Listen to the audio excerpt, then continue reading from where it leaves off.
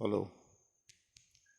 ધોરણ 11ના વાલા વિદ્યાર્થી મિત્રો, Om group of school Rajula કુંભારિયાથી અજય શ્રીવાસ્તવ, બાયોલોજી શિક્ષક.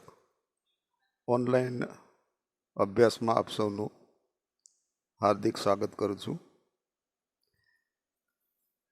અગાઉ આપણે વાયુકોષ્ઠો અને શરીરની પેશીઓ વચ્ચે વાયુઓનું એટલે કે ઓક્સિજન અને કાર્બન ડાયોક્સાઇડની જે આપ લે થાય રુધિરની મારફતે, એની આકૃતિ સવિસ્તાર ચર્ચા કરી. હવે આજે આગળ આપણે જોશું કે વાયુકોષ્ઠી સપાટી દ્વારા વિનિમય એટલે કે ઓક્સિજન અને કાર્બન ડાયોક્સાઇડનો આપ-લે, તેમજ આપણે પેશીઓમાં થતું વાત વિનિમય એટલે કે ઓક્સિજન અને કાર્બન ડાયોક્સાઇડની આપ-લે જે થાય, એક તો વાયુકોષ્ઠી સપાટી પર કે જે ફેફસાનો ભાગ છે, અને ત્યારબાદ પેશીમાં ઓક્સિજન અને કાર્બન ડાયોક્સાઇડની જે આપ-લે થાય એની વિશે જાણકારી મેળવશું.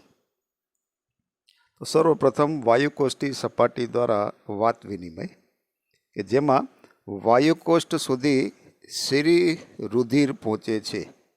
એટલે શીરા દ્વારા છે એ શુદ્ધ રુધિર પહોંચે છે. તેમાં પાર્શિયલ પ્રેશર એટલે PO2નું દબાણ છે એ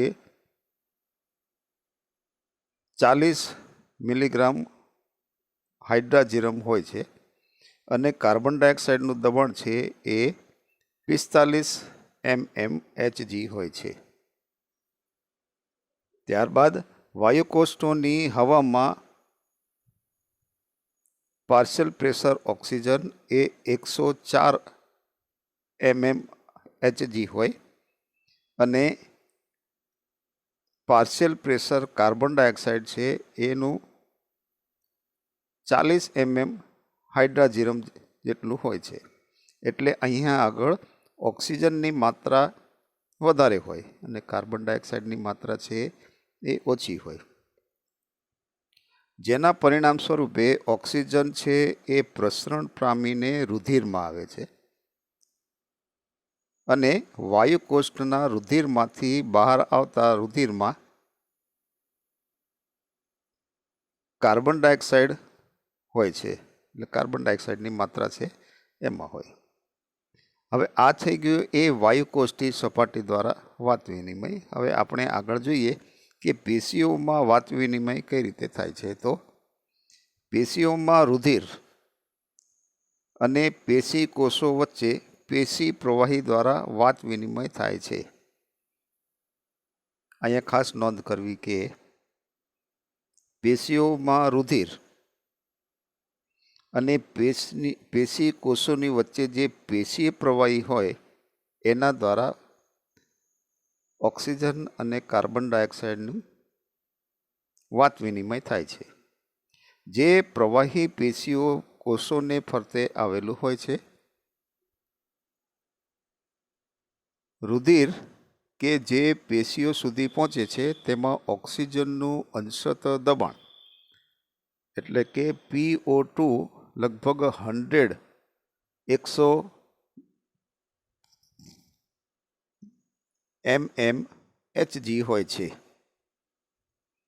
ત્યારબાદ તે પેશીઓમાં 40 mm જેટલું થાય છે, અને કાર્બન ડાયોક્સાઇડનું અંતસ્થ દબાણ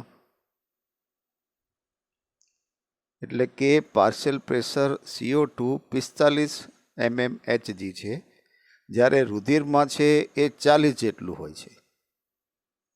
એટલે આ તફાવતના કારણે વાયુના અંશત દબાણને લીધે હોય છે, એટલે કે જેને આપણે પાર્શિયલ પ્રેશર કહીએ એના કારણે હોય છે.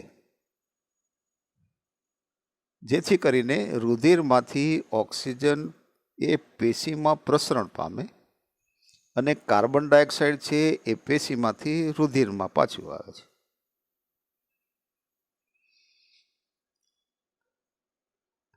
જેને આપણે કહીશું કે પેશીઓમાં થતું વાત વિનિમય. એટલે પેશીમાં રહેલું કાર્બન ડાયોક્સાઇડની માત્રા છે એ રુધિરમાં ભળે ને રુધિરમાં ઓક્સિજનની માત્રા જે છે એમાંથી પેશીમાં જાય, જેને આપણે વાત વિનિમય તરીકે ઓળખીએ છીએ. હવે આગળ આપણે જોઈએ તો ઓક્સિજનનું વાયુકોષ્ઠોની પેશીઓમાં અને કાર્બન ડાયોક્સાઇડનું પેશીઓથી વાયુકોષ્ઠમાં પ્રસરણ. તો એની માટે એક અહીંયા કોષ્ટક આપ્યું છે, જેમાં શ્વસન વાયુ એટલે કે ઓક્સિજન અને કાર્બન ડાયોક્સાઇડ દર્શાવેલ છે. વાતાવરણની અંદર ઓક્સિજનનું પ્રમાણ છે લગભગ 159 અને કાર્બન ડાયોક્સાઇડનું પ્રમાણ છે એ 0.3 આપેલું છે, લગભગ આશરે. વાયુકોષ્ઠમાં પહોંચતા ઓક્સિજનની માત્રા છે એ 104 થાય, કાર્બન ડાયોક્સાઇડની માત્રા છે એ 40 જેટલી હોય. જ્યારે ઓક્સિજન છે એ રુધિરમાં ભળે ત્યારે રુધિર છે એ ઓક્સિજન વિહીન હોય ત્યારે એની અંદર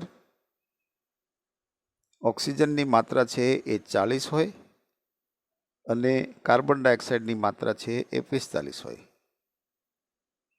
જ્યારે રુધિર ઓક્સિજન યુક્ત થાય એટલે કે ફેફસામાંથી ઓક્સિજન છે એ જ્યારે રુધિરમાં ભળે ત્યારે એની અંદર 95 થાય અને કાર્બન ડાયોક્સાઇડની માત્રા છે એ 40 હોય. ત્યારબાદ આ રુધિર છે એ પેશીઓ સુધી પહોંચે ત્યારે એ 40 થાય અને કાર્બન ડાયોક્સાઇડની માત્રા છે એ 45 થાય. એટલે કે ઓક્સિજન છે એ રુધિરમાંથી પેશીમાં જાય અને કાર્બન ડાયોક્સાઇડની માત્રા વધારે છે એ રુધિર કરતાં, એટલે એ રુધિરમાં પાછી ઠેલવાય, પેશીમાંથી રુધિરમાં. આ રીતે આપણે જોઈએ તો કોષ્ટકમાં આપેલી માહિતી એ સ્પષ્ટ રૂપથી વાયુકોષ્ઠોથી રુધિર અને રુધિરમાંથી પેશીમાં ઓક્સિજન માટે સાંદ્રતા ઢોળાંશ દર્શાવે છે. સમાન રીતે કાર્બન ડાયોક્સાઇડ માટે વિરુદ્ધ દિશામાં ઢોળાંશ હાજર હોય છે. એટલે કે પેશીઓથી રુધિર અને રુધિરથી વાયુકોષ્ઠોમાં, જેને આપણે કહીએ કે વિરુદ્ધ દિશામાં કાર્બન ડાયોક્સાઇડ માટેનો ઢોળાંશ હોય છે.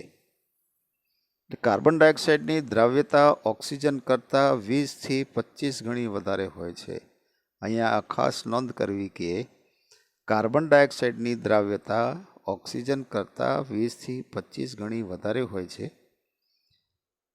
પ્રસરણ સપાટીમાંથી પ્રતિ એકમ આંશિક દબાણથી પ્રસરણ થવાવાળી કાર્બન ડાયોક્સાઇડની માત્રા ઓક્સિજનની તુલનામાં ખૂબ વધુ હોય છે.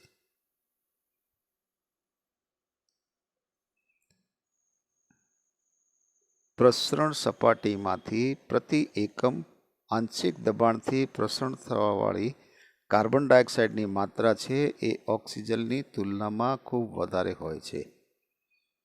પ્રસરણ સપાટી એ મુખ્ય 3 સ્તરોની બનેલી હોય છે.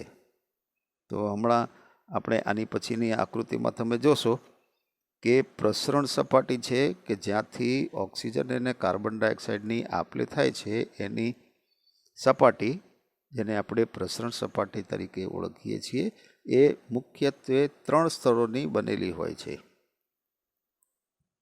તો એ 3 સ્થળો કયા કયા છે એની માહિતી મેળવીએ તો સર્વપ્રથમ વાયુકોષ્ઠનું પાતળું લાદીસમ અધિચ્છદ. બીજી વાયુકોષ્ઠોની કેશિકાઓનું અંતચ્છદ અને ત્રીજું છે તેમની બંને વચ્ચેનું આધાર દ્રવ્ય. એમ 3 સ્તર બને. એક વાયુકોષ્ઠનું લાદીસમ અધિચ્છદ, બીજું છે એ વાયુકોષ્ઠોની કેશિકાનું અંતચ્છદ અને ત્રીજું છે એ બંને વચ્ચે આવેલી આધારક દ્રવ્ય. એટલે કે એમ 3 સ્તર બને. આ 3 સ્તર હોવા છતાંય તેમની જાડાઈ છે એ 1 મિલીમાઇક્રોન કરતાં પણ ઓછી હોય છે. એટલા માટે શરીરમાંના બધા કારકો ઓક્સિજનનું વાયુકોષ્ઠોથી પેશીઓ અને કાર્બન ડાયોક્સાઇડનું પેશીઓથી વાયુકોષ્ઠોમાં પ્રસરણ માટે અનુકૂલન ધરાવે છે. હવે અહીં આપેલી આકૃતિમાં તમે જોશો તો આ એક ફુફ્ફુસ વાહિકા સાથે વાયુકોષ્ઠના છેદની રેખાકૃતિ છે, જેમાં તમે સર્વપ્રથમ જોઈ શકો કે વાયુની આપલે થાય છે. ત્યાં આગળ લખ્યું છે વાયુ, ઓક્સિજન અંદર આવે, કાર્બન ડાયોક્સાઇડ બહાર જાય.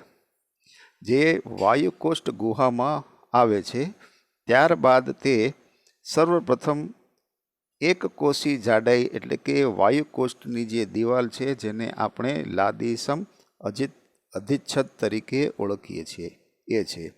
ત્યારબાદ એક બીજી આકૃતિ દર્શાવેલી છે કે જે આછા પીળા રંગની છે, જે બંને સ્તર વચ્ચેનું આધારક દ્રવ્ય છે, એટલે એ પણ એક સ્તર બનાવે છે. અને ત્રીજું છે એ રુધિર કેશિકાનું સ્તર, જેને આપણે અંતચ્છદ તરીકે ઓળખીએ છીએ. આમ 3 સ્તર થઈ ગયા કે જેના થકી ઓક્સિજન કે કાર્બન ડાયોક્સાઇડ છે એ પ્રસરણ પામે છે. આ આકૃતિને ધ્યાનથી જોઈ એકાદ બે વખત નોટબુકમાં પ્રેક્ટિસ કરી એના અંદર દર્શાવેલા બધાએ નામકરણ જોઈ લેવા.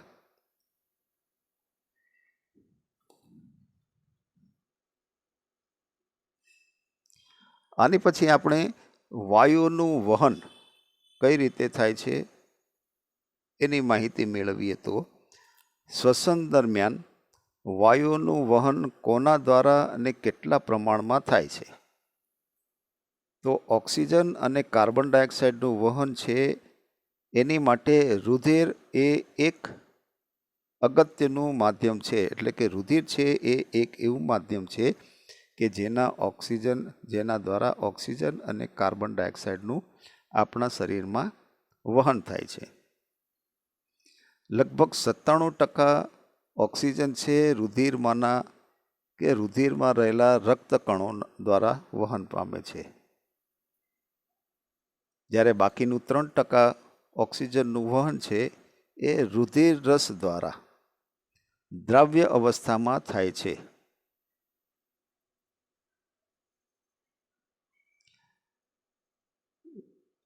ત્યારબાદ 20-25% કાર્બન ડાયોક્સાઇડ, આ થઈ ગયું ઉપરનું થયું એ 97% ઓક્સિજન રક્તકણ દ્વારા થાય અને બાકીના 3% છે એ રુધિર રસ દ્વારા દ્રાવ્ય અવસ્થામાં ઓક્સિજનનું વહન થાય છે. જ્યારે કાર્બન ડાયોક્સાઇડની અંદર 20-25% કાર્બન ડાયોક્સાઇડ રક્તકણો દ્વારા વહન પામે છે, જ્યારે મોટાભાગનો કાર્બન ડાયોક્સાઇડ એટલે કે 70% કાર્બન ડાયોક્સાઇડ છે એ બાયકાર્બોનેટ સ્વરૂપે વહન પામે છે,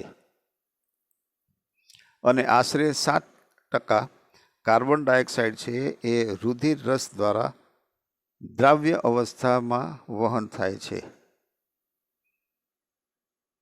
એટલે કાર્બન ડાયોક્સાઇડ છે એ એક રક્તકણ દ્વારા વહન પામે, બીજું છે એ કાર્બોનેટના સ્વરૂપમાં વહન પામે, અને ત્રીજું છે એ રુધિર રસ દ્વારા દ્રાવ્ય અવસ્થામાં વહન પામે છે, જેનું પ્રમાણ 20-25%, 70% અને લગભગ 7% હોય છે. હવે આપણે આગળ જોઈએ કે ઓક્સિજન વિયોજન વક્ર એટલે શું? તે દ્વારા ઓક્સિજનના વહનના જરૂરી પરિબળો કયા કયા છે?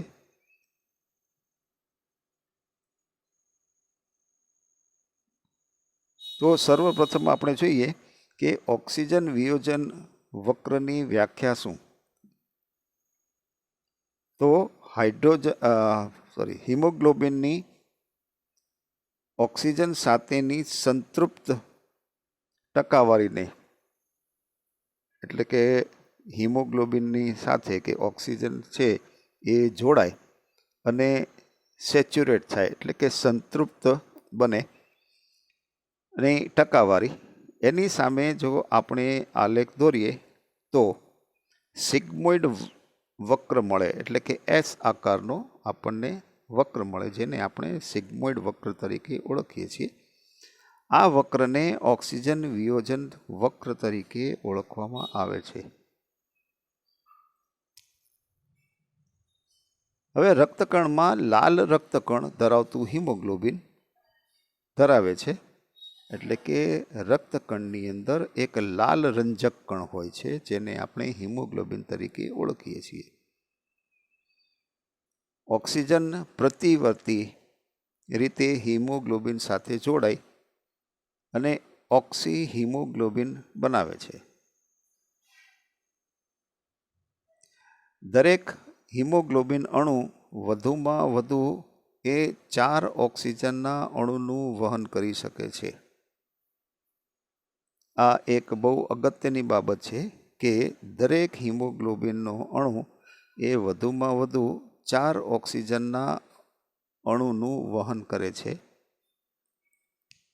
ઓક્સિજનનું હિમોગ્લોબિન સાથેનું જોડાણ એ પ્રાથમિક રીતે ઓક્સિજનના આંશિક દબાણને આધારિત છે, કે જેને આપણે PO2 તરીકે, પાર્શિયલ પ્રેશર PO2 તરીકે ઓળખીએ છીએ. એટલે કે ઓક્સિજનનું અને હિમોગ્લોબિનનું જોડાણ ત્યારે જ શક્ય બને કે જ્યારે ઓક્સિજનનું આંશિક દબાણ હોય. કાર્બન ડાયોક્સાઇડનું આંશિક દબાણ, હાઇડ્રોજન આયનની સાંદ્રતા અને તાપમાન જેવા પરિબળો છે એ આ જોડાણમાં ખલેલ પહોંચાડે છે. આ મુદ્દો છે એ બહુ અગત્યનો છે, કારણ કે ઓક્સિજનના વહનમાં કયા કયા પરિબળો છે કે જે એને રૂકાવટ કરતા હોય અથવા એને ખલેલ પહોંચાડતા હોય. તો એનો જવાબ છે કે કાર્બન ડાયોક્સાઇડનું આંશિક દબાણ, બીજું છે એ હાઇડ્રોજન આયનની સાંદ્રતા, અને ત્રીજું છે એ તાપમાન. આ 3 ઘટક એવા છે કે 3 પરિબળો એવા છે કે જે હિમોગ્લોબિનને ઓક્સિજન સાથે જોડાવામાં ખલેલ રૂપ થાય છે. હવે આ વક્ર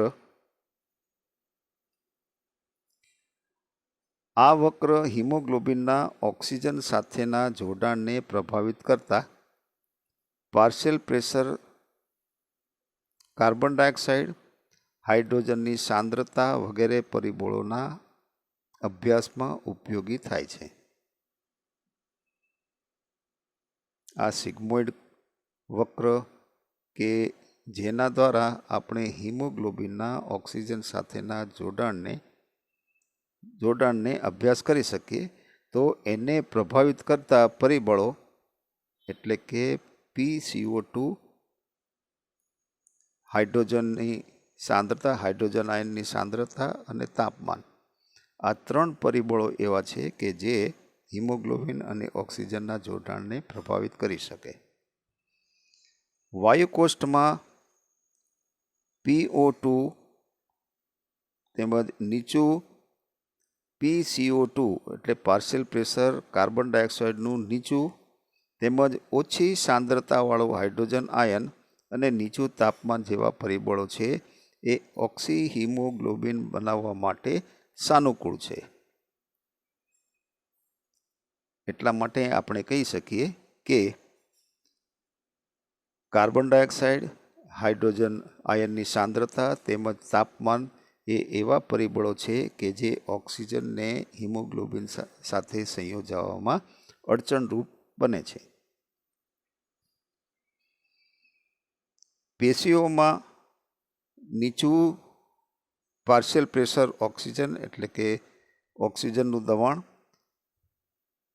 ઊંચું કાર્બન ડાયોક્સાઇડનું દબાણ, ઊંચી હાઇડ્રોજન આયનની સાંદ્રતા અને ઊંચા તાપમાનની સ્થિતિ ઓક્સિજન કે ઓક્સી હિમોગ્લોબિનમાંથી O2ના વિયોજન માટે સાનુકૂળ છે. એટલે કે ઓક્સિજનની માત્રા ઓછી હોય, કાર્બન ડાયોક્સાઇડની માત્રા વધારે હોય, ઊંચી સાંદ્રતાવાળું હાઇડ્રોજન આયન હોય, તેમજ ઊંચું તાપમાન હોય, તો આવી પરિસ્થિતિની અંદર ઓક્સી હિમોગ્લોબિનમાંથી ઓક્સિજન છે એ હિમોગ્લોબિનથી છૂટું પડવા માટે સાનુકૂળ છે. આ રીતે કે આમ ઓક્સિજન હિમોગ્લોબિન સાથે ફેફસાની સપાટીએ જોડાય છે અને પેશીમાં છે એ વિયોજન પામે છે, એટલે કે છૂટવું પડે છે.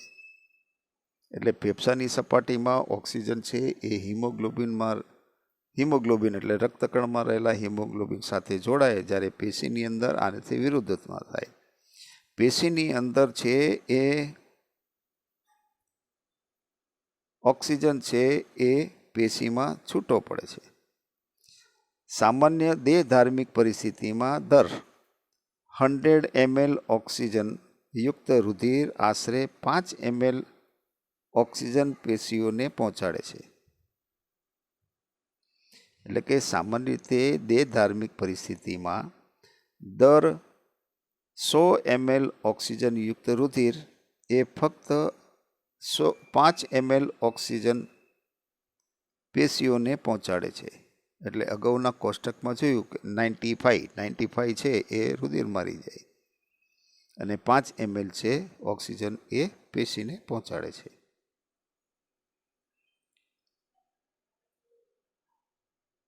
હવે આપણે જોઈએ કે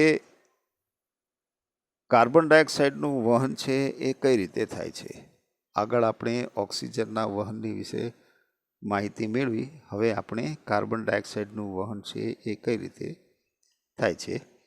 તો કાર્બન ડાયોક્સાઇડ હિમોગ્લોબિન દ્વારા કાર્બ અમાઇનો હિમોગ્લોબિન સ્વરૂપે 20 થી 25% વહન પામે છે.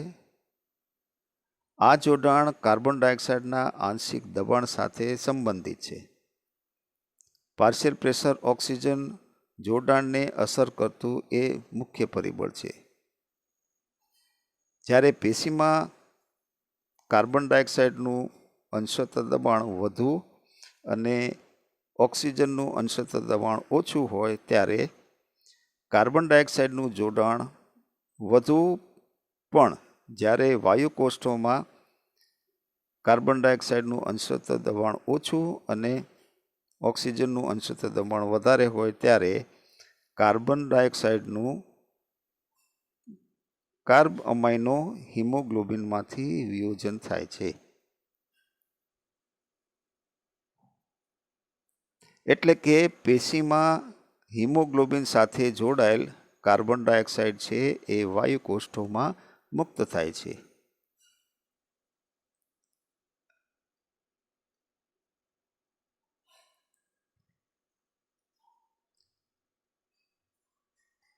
કાર્બનિક એનહાઇડ્રેસ ઉત્સેચક રક્તકણોમાં વધુ સાંદ્રતા અને થોડા પ્રમાણમાં રુધિર રસમાં પણ હોય છે. કાર્બનિક એનહાઇડ્રેસ ઉત્સેચક એ રક્તકણોમાં વધુ સાંદ્રતા અને થોડા પ્રમાણમાં રુધિર રસમાં પણ હોય છે. આ ઉત્સેચક નીચેની પ્રક્રિયાને બંને દિશામાં સાનુકૂળ બનાવે છે. કાર્બન ડાયોક્સાઇડ અને પાણી બંને ભેગું થાય એટલે કે H2CO3 બને, પણ એની માટે રક્તકણમાં રહેલ ઉત્સેચક, જેને આપણે કાર્બનિક એનહાઇડ્રેસ તરીકે ઓળખીએ છીએ, તેની હાજરી. ત્યારબાદ H2CO3 છે એ HCO3 અને હાઇડ્રોજન આયનમાં પરિવર્તિત થાય છે. ને પેશી સ્તરે કાર્બન ડાયોક્સાઇડનું આંશિક દબાણ ઊંચું હોય, તેથી કાર્બન ડાયોક્સાઇડ છે એ રુધિરમાં પ્રસરણ પામે છે. એટલે વધારે દબાણથી ઓછા દબાણ તરફ એ વહન પામે, કેમ કે પેશીની અંદર કાર્બન ડાયોક્સાઇડની માત્રા વધારે હોય, ઓક્સિજન રુધિરની અંદર ઓછી હોય, એટલે પેશીમાંથી રુધિરમાં કાર્બન ડાયોક્સાઇડ એ પ્રસરણ પામે છે. એ ઉપરાંત HCO3 અને હાઇડ્રોજન આયન બનાવે છે, એટલે H2 કાર્બનિક એસિડ એટલે H2CO3માંથી કાર્બનિક એનહાઇડ્રેટની મદદથી HCO3 અને હાઇડ્રોજન આયન બનાવે છે. વાયુકોષ્ઠોના સ્તરે પાર્શિયલ પ્રેશર કાર્બન ડાયોક્સાઇડ એટલે કે અંશત કાર્બન ડાયોક્સાઇડનું દબાણ છે એ નીચું હોય છે. તેથી પ્રક્રિયાની વિરુદ્ધ દિશામાં થાય છે. હાઇડ્રોજન એટલે પાણી અને કાર્બન ડાયોક્સાઇડ બનાવે છે. આ રીતે પેશીય સ્તરે કાર્બન ડાયોક્સાઇડ બાયકાર્બોનેટ સ્વરૂપે ગ્રહણ થાય છે અને વાયુકોષ્ઠ સ્તરે વહન પામેલા કાર્બન ડાયોક્સાઇડ બહાર મુક્ત થાય છે. અહીં પ્રત્યેક 100 ml ઓક્સિજન વિહીન રુધિર દ્વારા વાયુકોષ્ઠોમાં 4 ml કાર્બન ડાયોક્સાઇડ મુક્ત થાય છે. અગાઉ આપણે જોયું કે દર 100 ml ઓક્સિજનયુક્ત રુધિર એ ફક્ત 5 ml ઓક્સિજન પેશીને પૂરું પાડે છે, જ્યારે પ્રત્યેક 100 ml ઓક્સિજન વિહીન રુધિર વાયુકોષ્ઠોમાં 4 ml કાર્બન ડાયોક્સાઇડ મુક્ત કરે છે. આજે આપણે અહીં